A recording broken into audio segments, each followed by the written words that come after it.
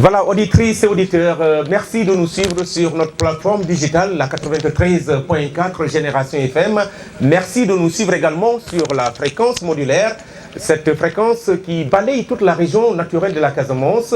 Nous sommes ici à Boutoupa Camaracounda. Nous allons parler, comme nous l'avons fait dans le village de Niaguis, de la protection faite sur les enfants. Mais en parlant de protection, nous allons parler des violences faites sur les enfants. Elles sont multiformes, on le dit, mais les enfants même eux-mêmes connaissent ces violences qui sont des barrières pour leur avenir. Et ils vont le démontrer, ils vont le dire ici au cours de cette émission. Cette émission se fait dans la cour du SEM de Boutoupa Camaracounda. Nous sommes avec des autorités, le maire est ici présent.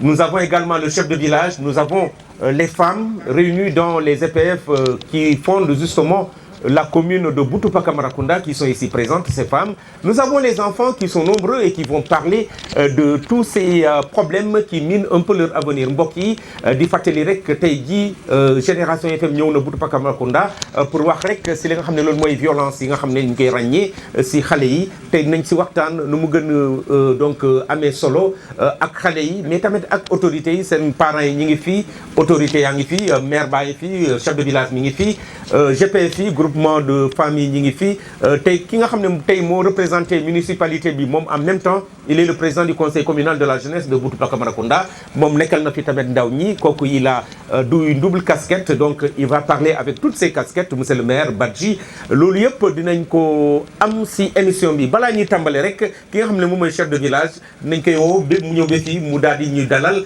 si li nga xam ne loolu mooy suñu émission chef de village donc di la invité donc même su dee soose ngay wax rek lépp bokk na si ku dégg soose mun nga ñëw wax sa soose ku dégg joolaa nga lakk sa joolaa ku dégg njaago nga ñëw wax ak ñun si njaago en tout cas il y aura pas de barrière au niveau des langues même man su ma déggul njaago mais dégg naa soose mbadi mandinkol anaka muy lal mbal kontona mbal jayla ka faliko bi futatana janne jan munketa Boutoupa Camaracounda sateto molde semolto bi mbe kacca munkela wolo nyinti kacca tata nata ika violence o mulke dinniul la karola a siatale tonkon ibatar la jele itelon chef de village oti bitung chef de village oti bitung nge blaya fu mule itoni konton assalamu alaikum maa ngi tudd Patrice Gomes Boutoupa Camaracounda chef de village président de l'APE ok chef du village président de l'APE ouais, Patrice le thème est d'une importance capitale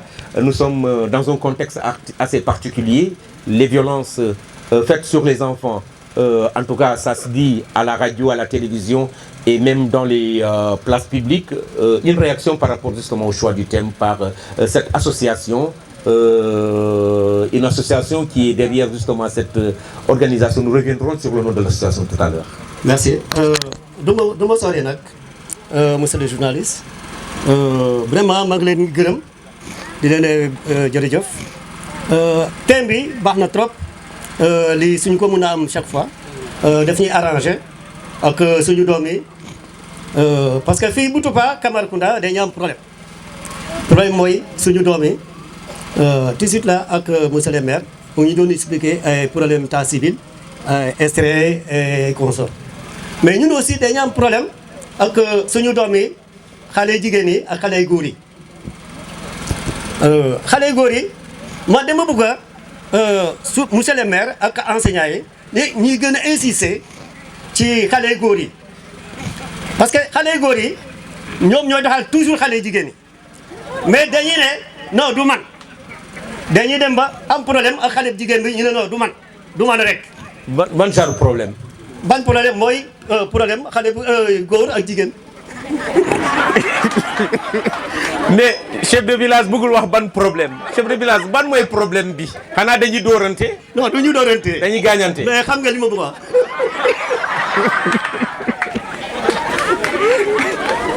comprendre naa xam naa ñi déglu tamit ñi seetaan tamit comprendre nañu lan nga bëgg a wax. voilà ok sinon merci.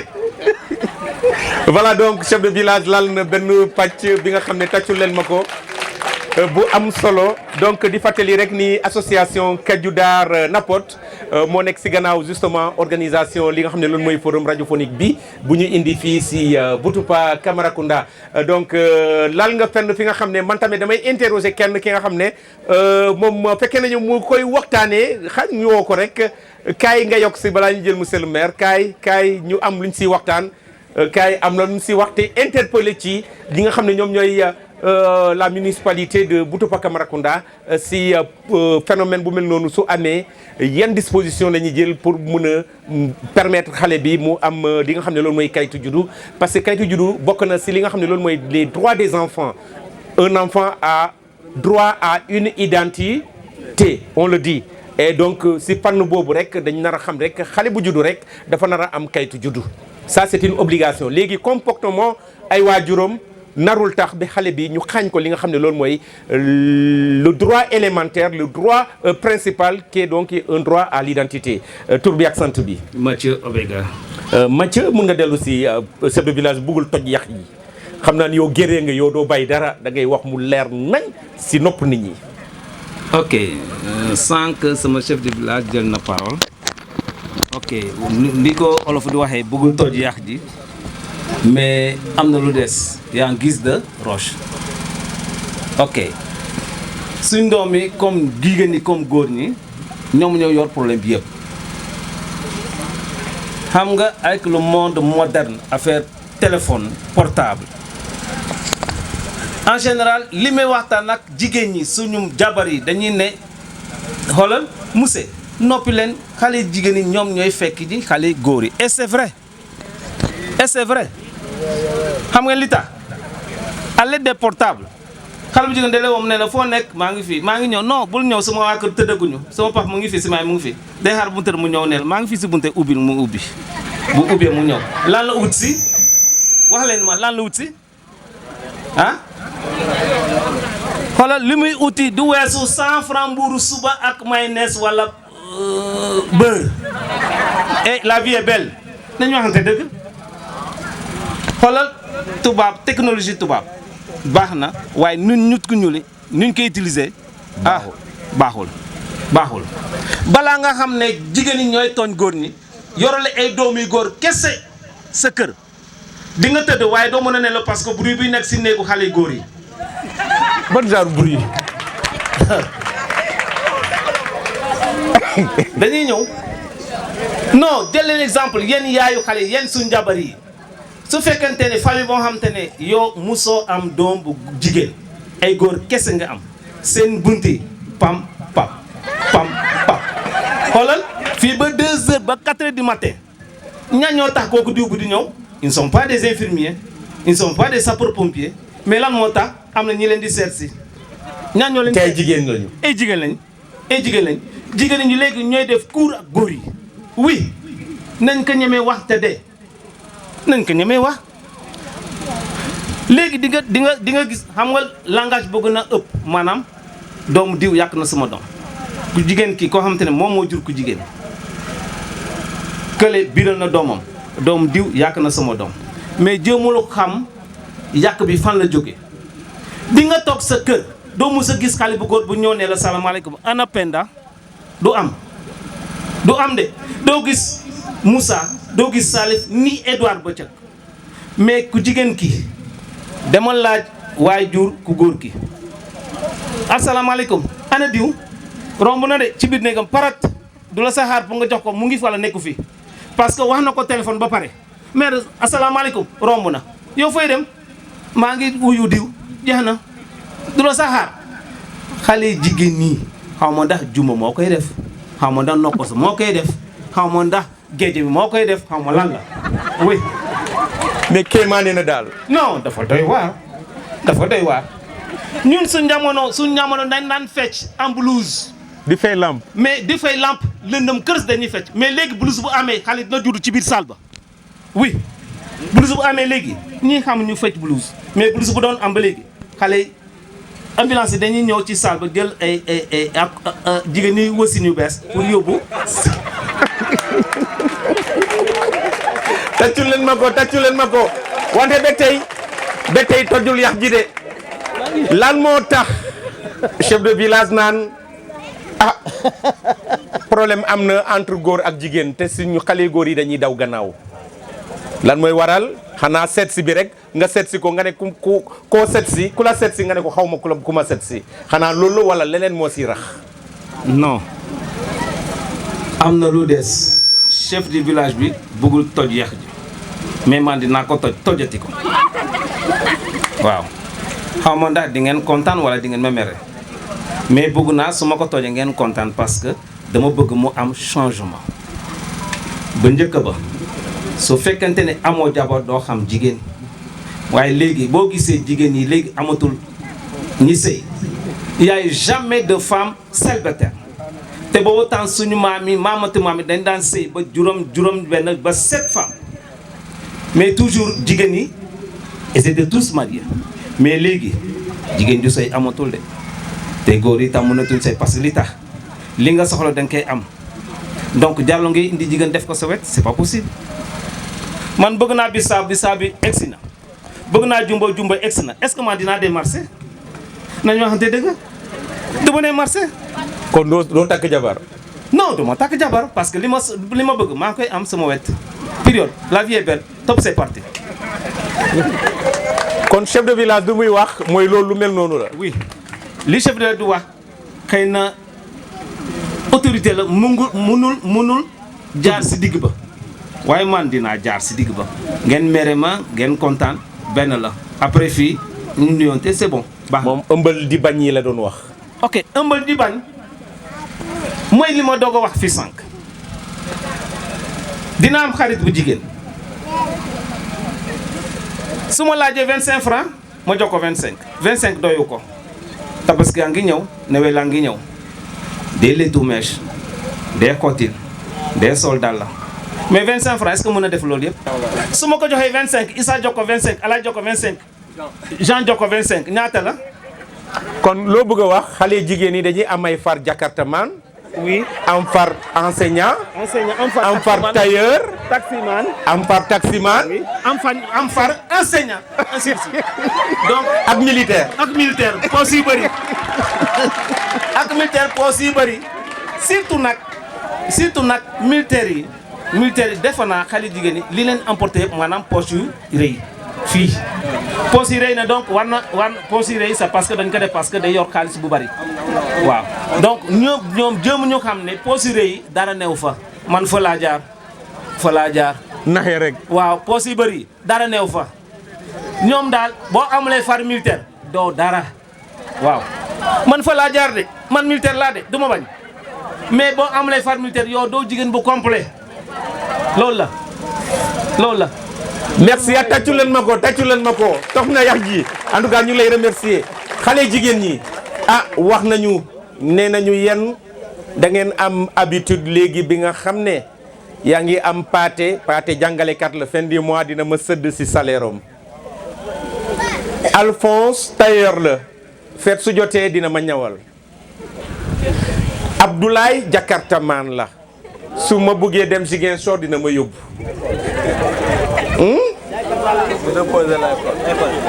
Ismaïla jaaykat dàll la su ma soxlaa dàll dina ma jox si paire yu rafet yi Ramdiez moom militaire la moom dina may xaalis de temps en temps léegi yow soo ëmbee kan moo la ëmbal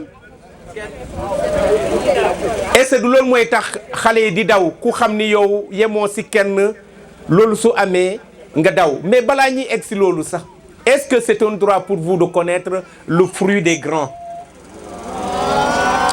xale da ngay yem sa place bés bi ngay am 18 ans nga doon majeur nga xam ni yow léegi majeur nga wuti jëkkër dem sëy suñu yaay yi loolu la ñu def donc tey jii suñu gisee ni le constat et autres pour nit ñi mën a marié wu dans le village ça c'est des problèmes bala ngay dégg mariage di nga toog lu yàgg bala ngay dégg mariage loolu bokk na si li nga xam ne loolu mooy violence parce que ñi ngeen di àndal jakartaman militaire enseignant ñooñu ay mag lañu est-ce que xam ngeen ni ils n'ont pas le droit parce que tey si émission bi il faut que ñu wax si affaire droit également ils n'ont pas le droit man mii di gën a xale bi nga xam ne amul 16 ans c'est un crime di nga xam ne nuñ ko tuddee au niveau de la justice ñu ne c'est un détournement de mineur parce que tolloo ñu xel man sama xel dinaa ko mën a nax facilement utiliser sama poche di ko may xaalis di ko jëndal lu mu bëgg loolu yëpp pour détourner ko ma daal di def li may def te li nga xam ne du yoon suba suñ ma jàppee yoon daf may tëj 5 ans détournement de mineur mooy man ak sama 47 ans ma ñëw di doxaan xale bu ndaw bi nga xam ne amul 15 ans yaayoom xam ko mu noppi loolu juge bi su koy xam daf may tëj 5 ans loolu lañu bind ci loi Sénégal donc ngeen xam ni soo leen ko defee ngeen di gën ak ñi leen mag c'est du yoon te loolu métit bi yëpp ci yéen la du ci moom luy métti ci yéen lay dal monsieur le maire on va vous prendre ñu jël monsieur le maire balaa ñuy jël xale yi préparer leen il y a des questions yi nga xam ne dinañ leen poser question yooyu ngeen daa di ñëw indil ñu ay réponses questions yi mooy lan ngeen xalaat mooy violence faite aux enfants lan ngeen xalaat mooy violence faite aux enfants dina interroger te du ma xaar ku yëkkati loxoom man maay interroger yëkkati nga sa loxo yëkkatiwoo sa loxo dinaa la woo nga ñëw ba fii nga ñëw wax ñu lan mooy violence faite aux enfants. Voilà, auditrices et auditeurs, chers internautes, nous sommes toujours à Boutoupa Maracounda avec le maire, le premier adjoint au maire de Boutoupa Maracounda. Vous vous présentez. Ok, je m'appelle Salif Badi, premier adjoint au maire de la commune de Boutoupa Maracounda. Nous vous avons trouvé ici à Boutoupa Maracounda cette activité initiée par cette association Badiouda Napot, voilà, avec les élèves du CM et de l'élémentaire sur les violences faites sur les enfants. Quelle appréciation apportez-vous justement à cette thématique? Oui, d'abord, permettez-moi de remercier les organisateurs de cette journée, l'association Badiouda Napot, mais aussi vous remercier vous en tant que journaliste qui êtes venu pour relayer cette information aujourd'hui. Donc je crois que le thème a une importance, vu qu'aujourd'hui, nos enfants, comme vous l'avez dit, sont victimes de violences. Et ces violences-là sont souvent faites par nous, les adultes. Les enfants, au lieu qu'on les protège, nous, on les violente. Donc on les expose sans que peut-être que nous le sachions ou bien de façon volontiers, on le fait. Mais en tout cas, nos enfants, comme vous l'avez dit, il y a beaucoup de violence aujourd'hui qu'on exerce sur eux. Vous avez ici au début dit que la violence ce n'est pas seulement physique, mais elle peut être verbale. Donc, on voit un enfant, même ne serait-ce que par rapport à son habillement, voilà, vous l'approchez, voilà, vous le faites d'autres approches. Vraiment, c'est une violence qu'on est en train d'exercer sur elle. Ok? Et le plus souvent, c'est les filles qui sont victimes. Et vous l'avez dit, à la maison, c'est elles qui sont victimes. Parce que tous les travaux ménagers à la maison, c'est les enfants qui le font à la place de la maman, à la place de la grande sœur. Parce qu'on pense que c'est le droit d'honneur qui leur donne ça, alors qu'ils ne savent pas qu'ils sont en train d'exposer l'enfant. On le violente. Ce n'est pas une éducation. L'éducation doit être juste et mesurée. Moi, c'est ce que je dis. Mais si on va au-delà de ce que l'on doit apprendre à l'enfant, lui donner d'autres charges que nous, on devait faire, vraiment, c'est une violence qu'on est en train d'exercer sur eux. L'autre violence que l'on fait ici, même à l'école, c'est ça. Peut-être que, comme vous l'avez dit, c'est des enfants, des fois, ils ont peur de s'exprimer. les filles surtout, et de peur d'être sermonnées ou bien voilà. Je pense que des fois, pour eux, aborder son instituteur ou bien son professeur, c'est un succès pour eux. Mais comme vous l'avez dit, c'est à nous, adultes, de prendre un recul par rapport à ça. Parce qu'on a un niveau supérieur par rapport à lui. Donc on doit prendre toutes nos mesures parce que c'est à nous de les protéger. Donc même si eux ils faisaient les premiers pas, nous devons les dissuader, les regarder comme notre propre enfant. Donc c'est ça d'abord. Voilà. Donc dans la rue, c'est les filles. Tout le temps, voilà. Elles sont exposées, et on ne fait rien, la société elle est là. Comme vous l'avez dit, c'est le ndep familial. Donc dans les maisons c'est ça, quand même les viols sont là, les gens n'ont pas dit, mais les viols sont là, tout le temps là. Et qu'est-ce qu'on fait? On s'arrange et on dit on a réglé à l'amiable, donc même l'autorité administrative n'est pas informée. Et comment est-ce qu'on veut éradiquer tous ces problèmes-là dont subissent nos enfants? C'est pas possible. Donc la dénonciation, c'est ce que vous avez dit. Mais aujourd'hui c'est un problème, la dénonciation. Donc il faut peut-être des sensibilisations. Parce que ce que vous voulez obtenir aujourd'hui, vous n'allez pas obtenir, je ne vous le cache pas. Vous avez parlé ici de circoncision, vous avez parlé de viol, de violence. Peut-être d'autres, les travaux un peu qu'on va vous parler, mais on ne vous parlera pas de viol, on ne vous parlera pas de circoncision. Parce que c'est un secret que l'on garde, on dit que c'est une coutume. Et on a trouvé ça, nos parents le faisaient. Donc il ne faut pas exposer, si vous en parlez, peut-être que l'auteur va être emprisonné. Et nous savons en Afrique, des fois, quand on ne regarde pas le mal qu'on a fait, mais le fait qu'on a amené quelqu'un en prison. Donc les gens vous regardent par rapport à ça et ils ne vont pas vous pardonner par rapport à cet acte-là. Donc c'est ce qui fait que les violences là vont toujours demeurer ici. Parce que les gens ont peur de dénoncer. Voilà. Monsieur le maire, merci. Donc, je rappelle que c'est une émission ici à Boutoupa, Camaracounda. Nous reviendrons à vous, monsieur le maire, pour parler Wolof, peut-être. Et nous allons, avec vos applaudissements, donc pour l'intervention du maire Salif Bori Badji. Albulo Kosa et Nanang. Nanang. Nanang, nan dinding. Nateng. Le rousse. Alors, xam nga lan mooy violence, non? Oui. Noo tudd? Mariama Diame. Mariama? Diame. Lan mooy violence? Violence faite sur les enfants. Wax ma benn exemple rek. Mariama bul ruus. Mariama yow soo ruusee ni ngay def di jël sa loxo di laal bakkan bi ah? Non, Mariama waxal. Mariama lan mooy violence? Si soose soo bëggee mënoo violence oti. Mo manyane poussé ko ko ke mi ale mala fiar. Ako mo manyana ke poussé ko ke mu yalo manyana ka ke albulo ko sae. Ke balle ka kalié. E kal forcele. Hein? Mariama, diamo. Mariama man la fika diamo albulo ko sae, Mariama albulo ko si Mariama e.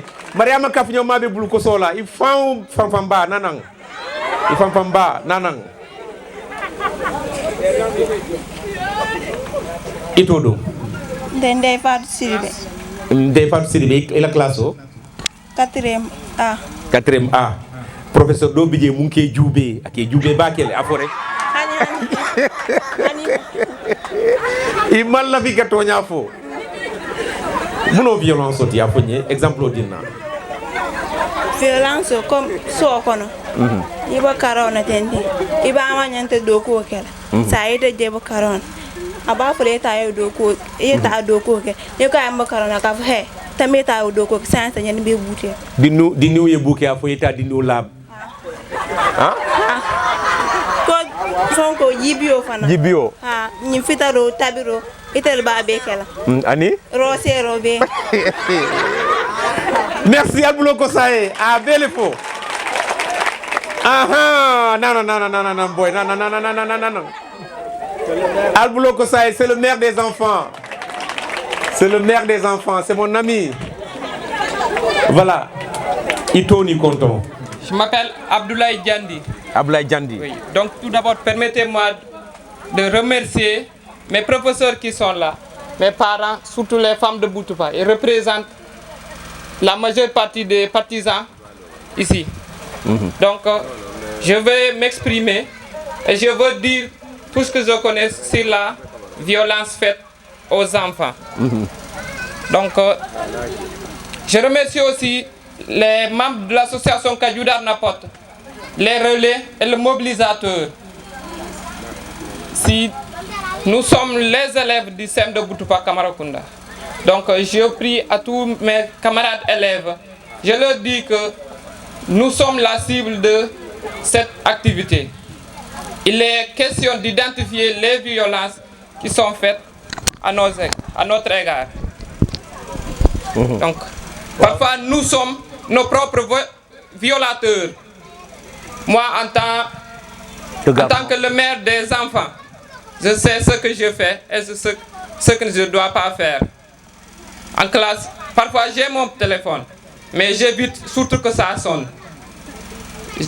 J'évite de me créer des situations afin que les professeurs me punissent. Parfois on peut me punir et je dirais que c'est une violence, alors que ce n'est pas une violence. C'est une correction. Oui, c'est une correction. Il faut diviser les situations. Oui, il faut séparer. Quand on veut se violer et qu'on nous conseille, il faut donc laisser. Je choisis là où je dois jouer et là où je ne dois pas jouer. En période d'école, je choisis le terrain où je dois aller. Parce que dans le terrain, on peut me violer là-bas. Quelqu'un peut jouer contre moi de façon brute. Donc je choisis où je vais jouer. Je choisis le temps que je dois sortir la nuit. Parce que la nuit, quelqu'un peut venir et t'attaquer. Là, qui sait? C'est toi qui t'es violé toi-même. Les filles aussi, je parle surtout au côté des filles. Ces filles, je connais celles qui viennent avec leur portable et se snapper en classe. Donc, si un garçon vient jusqu'à même à toucher tes chiens, donc tu ne dois pas parler parce que c'est toi qui as débuté le snap. Donc, en ce qui concerne nos professeurs, parfois ils tentent de nous corriger, mais pas de nous violenter. Ce qu'ils font. Donc, les professeurs ne violentent pas? Non, ils peuvent violenter et qu'on ne comprenne pas. Mais ce que moi je vois, c'est qu'ils ne nous violentent pas. Ils tentent de vous corriger? Oui, ils tentent de nous corriger pour mieux nous instruire. Ils nous montrent le chemin dans lequel nous devons marcher. Oui. Applaudissez pour le maire des enfants. Applaudissez pour le maire des enfants. Il a dit des choses importantes. Nena, xalé bu xam fu muy football wala fu muy fo gëmul ni keneen di ko ñëw violenter foofu ku def lu ko neex yow yaa nekk di violenter sa bopp parce que lu la dal yow yaa ko uti xale bu jigéen nga nekk xale nga dem dugg si mag ñi yow mii xale bi yaa bëgg ñu violenter la mais mag yi aussi ils sont responsables. yaay yi nga xam ne du ñu nangu jóg fu ñu toog te xale bi day jàng xale bi amul les mêmes chances xale bu jigéen bi amul les mêmes chances que magom wala rakkom bu góor moom mi ngi liggéey su wàccee rek mi ngi togg su paree togg mi ngi raxas bool yi su paree balaa mu ñëw jàng fekk guddi na day ñëw commencé jàng ak coono bi yëpp mu commencé nelaw ci table bi si suba fajar nga yee ko nga ne ko demal bale ëtt bi muy bale ëtt bi non seulement da nga koy exposé ak feebar ya parce que nu muy balee ëtt ba poussière baa ngi jóg mu ngi koy noyyi bu paree nga ne ko fobeereel perron bi ak salle bi mu daal di sëgg fobeere bu mu desee 10 minutes wala 20 minutes nga ne ko sangul gaaw nga dem école balaa nga tardé xale boobu tout le temps yaa ngi koy liggéeyloo xale boobu looy xaarandi ci moom te léegi ñun ay jàngalekat lañu man mii professeur laa lu ñu ràññee suñu classe yi xale jigéen yi ñoo gën a intelligente xale góor yi wala xale góor yi le maire n'est pas d'accord mais ñun c'est ce qu'on a constaté nos meilleurs élèves sont des filles c'est le constat qu'on a fait dans nos classes donc seen yaay yi nañu xam ni lu ñuy sonnalee xale jigéen ñi baaxul ci seen avenir voilà donc dañuy continuer toujours dans les violences balaa ñuy woo waa association ba nañu continuer ak xale yi ban xale moo bëgg a ñëw wax ñu fii lan mooy violence encore parce que ba tey je suis resté voilà il y a un guerrier avec sa casquette booy 50 Cent envers kaay tàccu leen ma ko tàccu leen ma 50 Cent rappeur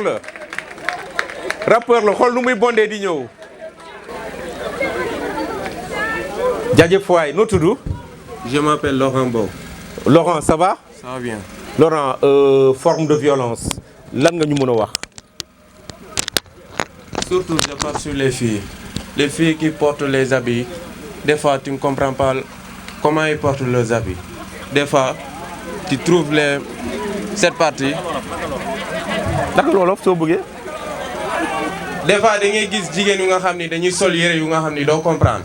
beneen partie doo gis da ngay gis yaram bi day feeñ beneen partie nga gis mun na wëtu ñu façon yoo la ñu doon xam façon yoo da ngay wan yow jigéen nga jigéen bu mag yaa ngi provoqué góor yi nga won ko man mag laa léegi. day wane weenom yi. waaw surtout parce que loolu la attention boobu la ñu yor léegi moo tax xale bu góor bi du hésiter lu muy def day foncé mu ne foog ma def lii parce que kii gis naa nu mu mel rafet na lool mool na waaw xoolal kii nu muy doxee bay booy bi daa baax de.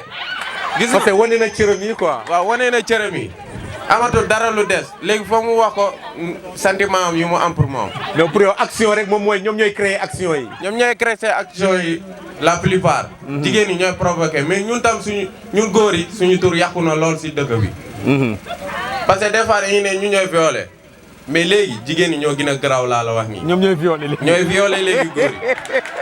tàccu leen ma ko jaajëf booy jaajëf 50 Cent ban xale bu jigéen moo koy ñëw tontu guerrière bu koy ñëw tontu balaa may am na kenn tàccu leen ma ko mi si gannaaw tàccu leen ma ko mu ñëw come on kay am na kuy ñëw tontu de ragaloo. ma ragaluma kenn. ragaloo kenn. ragaluma kenn. li ngay wax yow da si dëgg nga ko tibbee. si dëgg laa ko tiggee te danga ko gis. du benn te du ñaar. kaay nii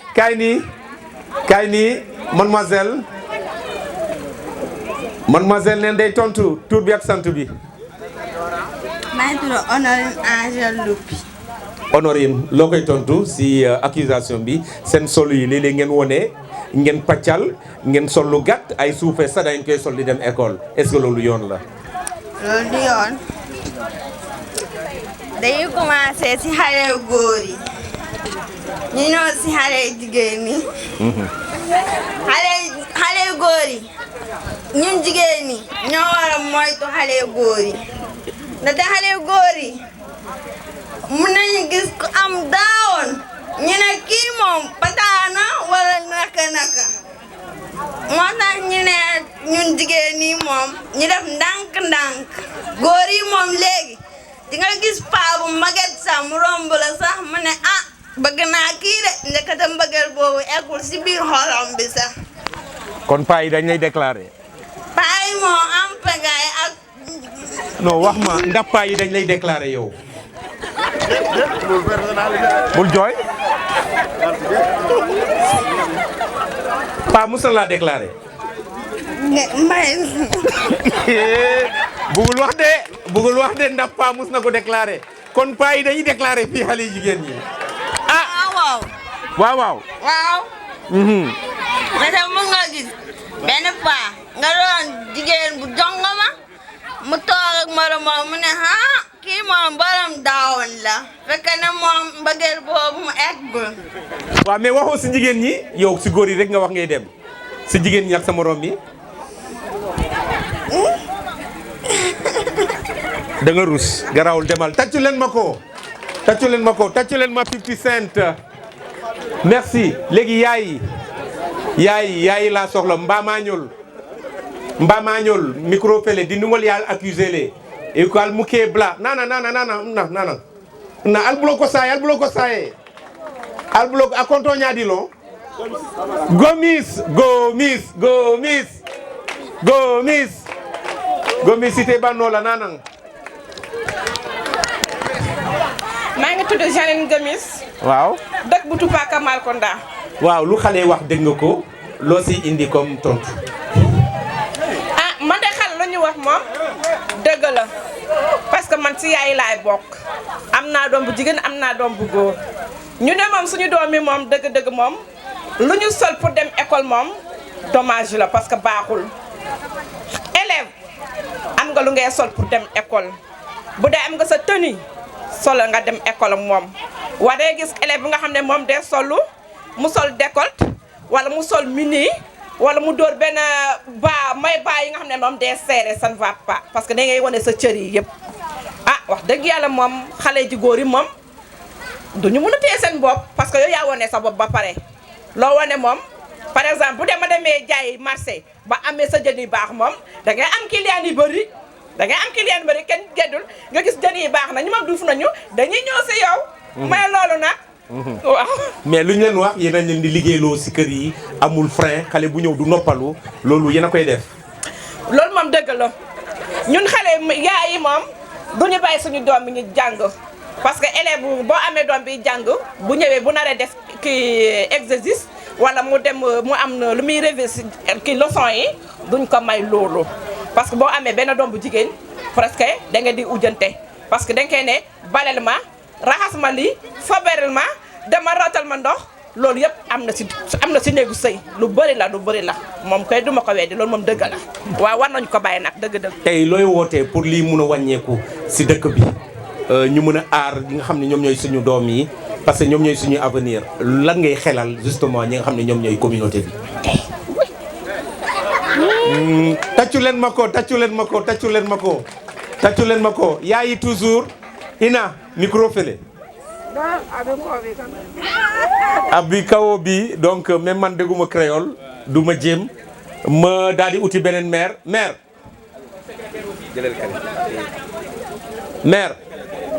ki tàccu leen ma ko waaye tàccu leen ma secrétaire bi xañ nem fekk ko foofu Simon tur bi ak sant bi Khadija Sello. Khadija loo si yokk si li nga xam ne lu ñu yëkkati fii tey jii. alhamdulilah rabbi alamin bismillahi rahmaani rahim. waa li yokk rek xale yu góor yi fu mu nekk nii ñu xaw a muñal xale yu jigéen yi tuuti parce que jigéen ni weenam sëggee noonu la xelam sëggee tey tamit may wax parents yi lu ci yokk rek ñu gën a waxtaan ak seeni njaboot. parce que ñàkk waxtaan ak sa doom mun na jur lu ne jigéen boo ko juree tooga ngay waxtaan ak moom di ko jox xelu mag xëy na lu bari dina wàññeeku mais xale boo ko juree rek nga ne xaaral ma bàyyi ko wax naa ba sonn xaaral ma bakku ci musiba dong lay dugg waaw comme yokk waxtaan rek. tàccu leen ma ko yaay moo mën a waxtaan ak doomam. surtout doom bu jigéen ndaxte yàlla num ñu tabaxee dafa ànd ak ay étape bi nga xam ne moo gën a métti moo gën a difficile moom lañ ne l'étape de la puberté su amee un professeur de SVT moom mun na ko faram-fàccee nu mu gën a leeree étape boobu moo gën a difficile si xale bu góor comme si xale bu jigéen étape boobu nag la xale bu jigéen di gis transformation si koorom si yaramam ay weenoom taxaw mu commencé am yeneen transformation yi nga xam ne du ma ko tudd yooyu moo koy dëgëral ni moom léegi jigéen la te si période boobu nag am na li nga xam ne dañ leen ko tere soo leen ko defee rek si ngeen di teel a ëmb te teel ëmb boo gis dafa ànd ak ay gàllankoor yu métti si xale bu jigéen bi surtout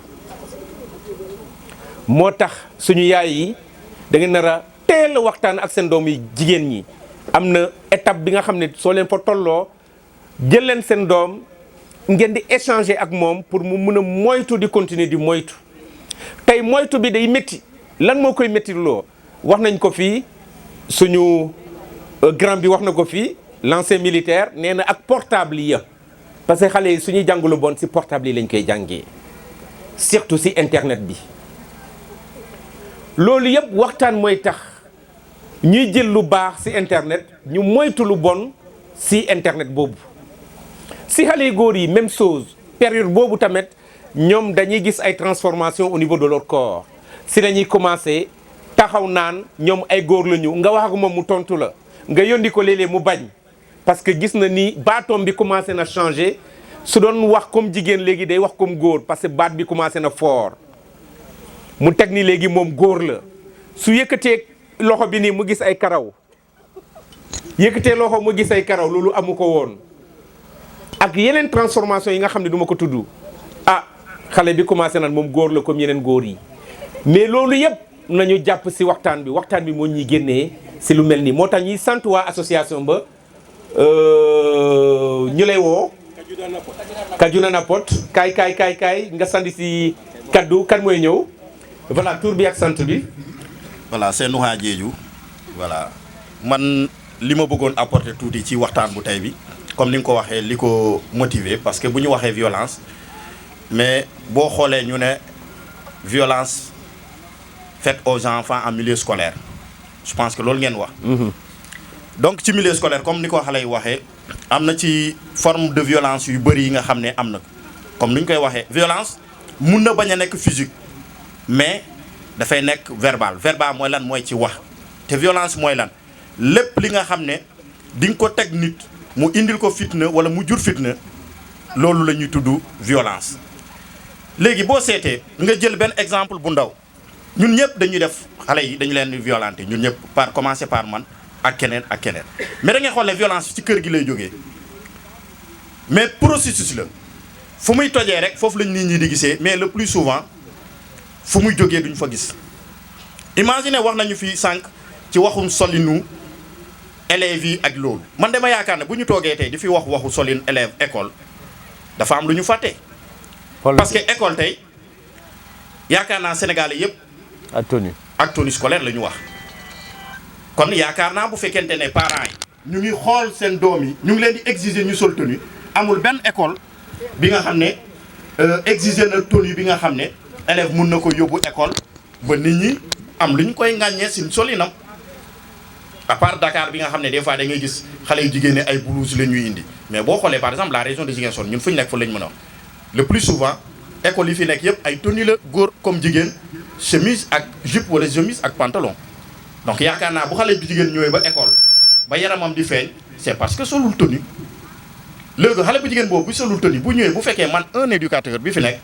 ma ne ko du ma la jël sama classe parce que solo tenue war nga mën a dellu kooku déjà buy génn classe am na nu muy génnee classe xëy na le simple fait ma génneew ko si moromam ne ko génnal nga dem soli tenue gis na yëg na ci boppam wala mën na gisee neneen li nga xam ne mu ma ciy mere xëy na violence la mais violence bi li ko jur mooy bu muy jógee kër ga bu fekkente na soloon na tenue balaa muy ñëw xëy na du egsi ci classe bi ba monsieur bi ne ko nii la wala des fois aussi en classe nga gis élève buy nelaw bu fekkente ne élève bu jigéen rek boo ne yeewul nit ñi xalaat ne wala nga ne ko des fois sax nga dem ba ne ko doo leen di nelaw guddi bu fekkee doo leen nelaw guddi bu fekkee jigéen rek dañoo jàpp ne xëy na si góor ñi la nekkoon moo tax nelawul guddi c'est ça mais fekk des fois liggéey bu muy def kër ga le petit temps bu muy egg si classe di toog di xaw a récupérer rek day nelaw donc xale boobu nelaw na ci kanam moromam yi même bu fekkee ne nga ko tep mu jóg moromam yi gis nañ ne boo gisee muy nelaw ci classe bi xëy na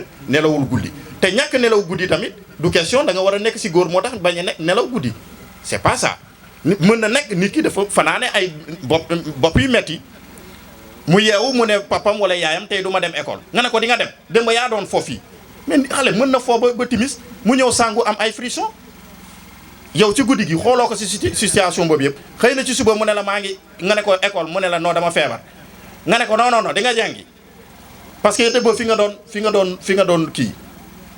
nga doon fo donc xale boobu mën na jóg mu dem école bu fa demee am na leneen li nga xam ne aussi mun na fa ñëw wala tey jii nii ku amul tenue mën nañ comprendre mais nag je pense que quelque part aussi tenue tamit cher bi nga xam ne yow di nga ko bàyyi sa doom mu demee noonu école kon bu demee yow mii sax mi nga xam ne yaay waajuram yaay njëkk a violenté xale bi wala par exemple nga ñëw dans un établissement bi nga xam ne am na par exemple inscription yow des fois nga ñëw nga génnee élève bi parce que ça nous arrive des fois les élèves ne sont pas inscrits ñu ne tous les élèves qui ne sont pas inscrits nga génnee ko mu dem mais yow imagine bu fekkente ne élève bi jour boobu bu ñu koy génnee dafa fekk mu tombé ak évaluation wala leneen mais ku génnee xamul professeur bu organiser évaluation bu organiser évaluation boobu tamit beneen forme de violence la mais xëy na élève bi ci école bi la ko subir mais ñu ko teg mooy les parents. tàccu leen ma ko c'est tellement clair ñu daal di woo secrétaire association bi mu ñëw sandil ñu lu mu xalaat. tur bi ak sant bi. Chil Archinar Correa. secrétaire général association Côte d'Ivoire Napot. voilà lu leen tax a jël thème bi ak loo ci xalaat.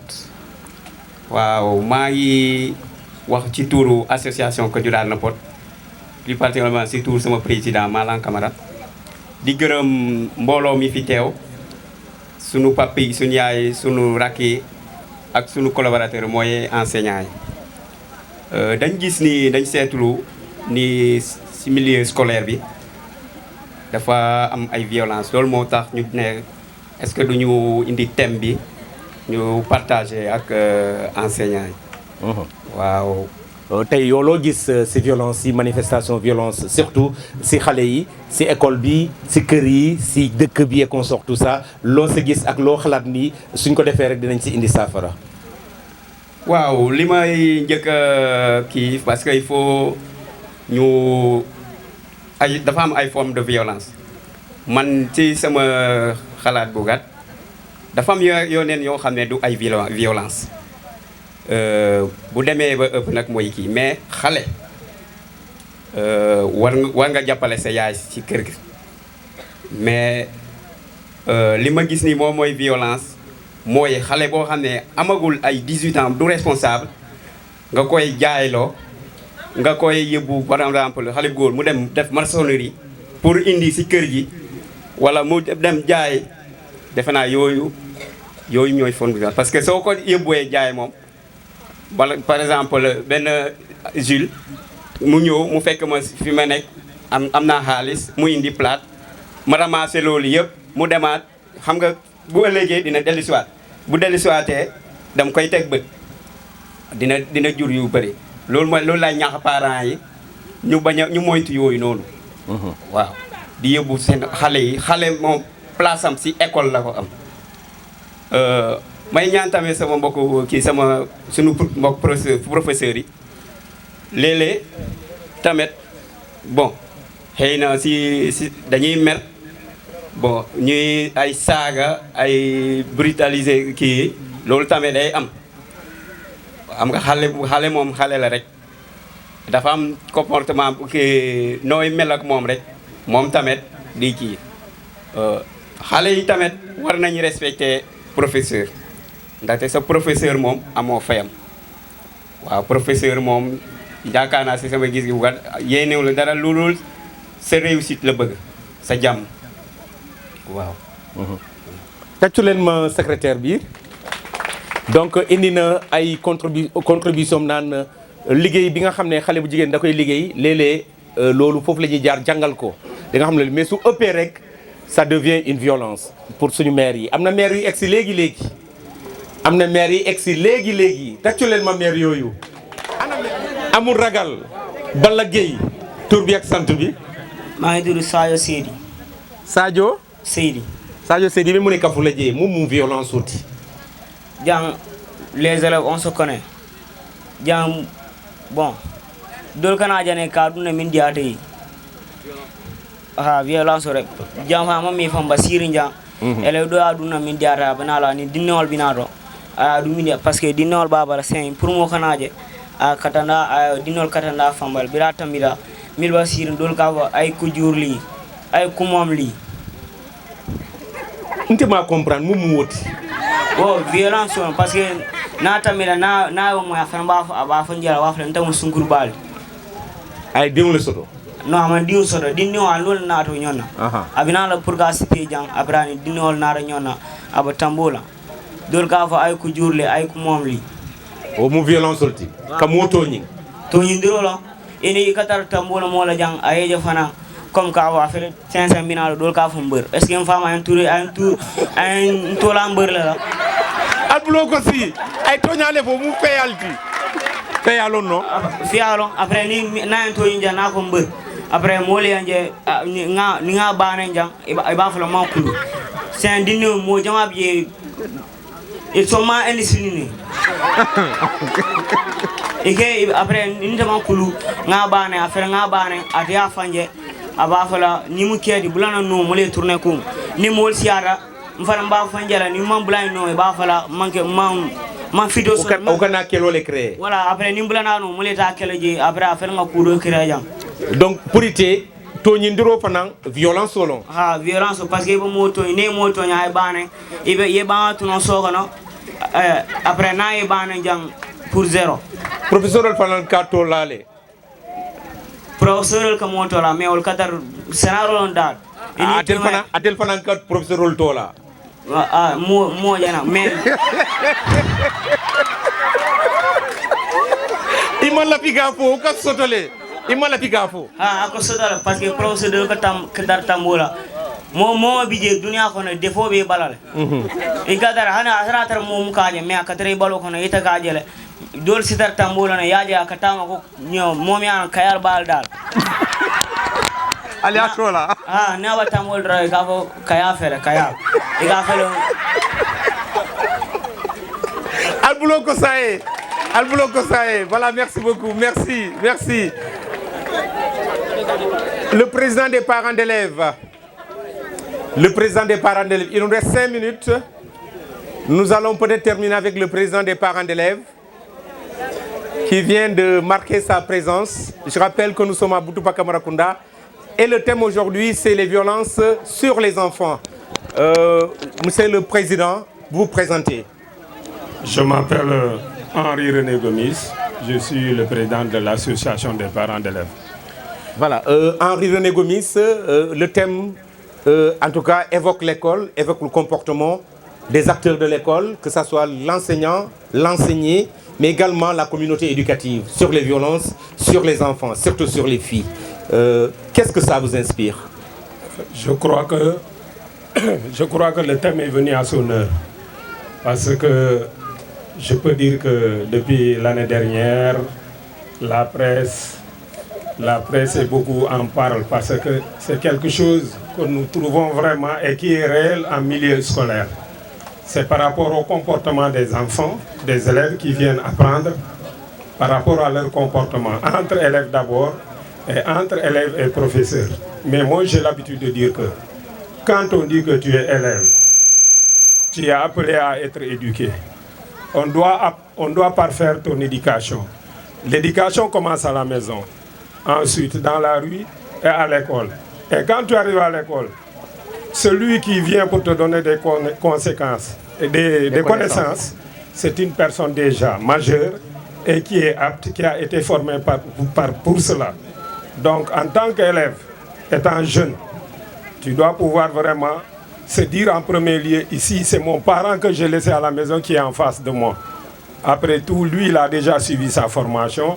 Ce qu'il t'inculte ou bien ce qu'il te donne, c'est à ton bénéfice, mais ce n'est pas à son bénéfice, c'est à ton bénéfice. Donc il y a un comportement que l'élève doit d'abord adopter à partir de sa maison jusqu'à l'école. Jusqu'à l'école, il a un comportement qu'il doit vraiment avoir en face de son professeur. En commençant d'abord par l'accoutrement.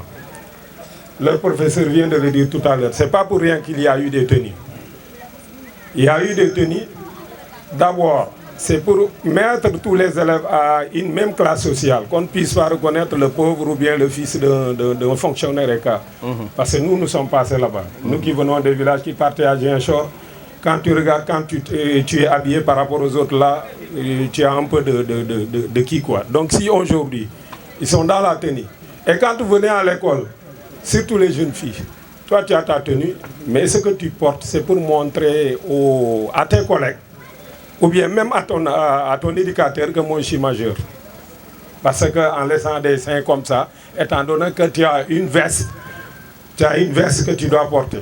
Il y a cela aussi. Mais moi, ce que je constate par rapport au moment où j'étais élève, c'est difficile. L'éducation, vraiment, il y a des problèmes depuis la maison jusqu'ici. Et il est temps qu'on règle ce problème-là avant qu'il ne soit plus grave. Oui, on doit régler cela parce que moi, parfois, je m'érige même ici en policier. Parce que quand vous regardez, moi je vais jusqu'à me poser des questions. Est-ce qu'il y a réellement le règlement de l'école, le règlement intérieur qu'il y en avait, dont moi je suis passé, et ce règlement existe jusqu'à nos jours? Parce que nous voyons beaucoup de choses qui se passent à l'école. Mais on a l'habitude toujours d'indexer le professeur, d'indexer les encadreurs. Et tout cela vient vraiment de nos familles en tant que parents. Et les élèves aussi. Dans le comportement, toi tu ne peux pas quitter un village lointain pour venir apprendre et tu viens de créer des problèmes par rapport entre eux. D'ailleurs, la plus grande violence est entre eux. Que ça soit verbal, entre garçons et garçons, ou bien ils vont jusqu'à vraiment se donner des coups, ou bien par rapport aux filles. Je sais que à l'âge de la puberté, il y a toujours des taquineries par rapport aux garçons et aux filles. C'est là, ça existe. Nous sommes tous passés là-bas, mais quand même, ça ne doit pas amener vraiment un niveau où vraiment ça va dépasser même le cadre de ce qui leur encadre au niveau du SEM. Nous vous remercions, monsieur le chef de village. Merci, c'est moi qui vous remercie. Voilà, applaudissez pour le chef de village. Je rappelle que c'est une émission facilitée par l'association Kadiouda Napot qui a facilité cette émission ici à Boutoupa Marakunda. Nous avons parlé des violences faites sur les enfants. Les mamans ont donné leur avis. Et donc, Kadiouda Napot est partenaire de la fédération d'Imbaya, Kanyanen, qui s'investit, on le sait, dans le cadre de la protection de l'enfance. Merci à M. le maire, merci aux collaborateurs, les enseignants qui sont là. Merci donc à toute la communauté éducative, le président de l'APE. Merci aux élèves qui ont participé également. Applaudissez pour vous les élèves. Et merci donc à toutes et à tous. C'était donc votre ami et fidèle serviteur Amadi Khalilou Djemé qui était là, accompagné de Simon Lamine Sissé. C'était votre émission. Nous vous donnons rendez-vous très prochainement. Au revoir.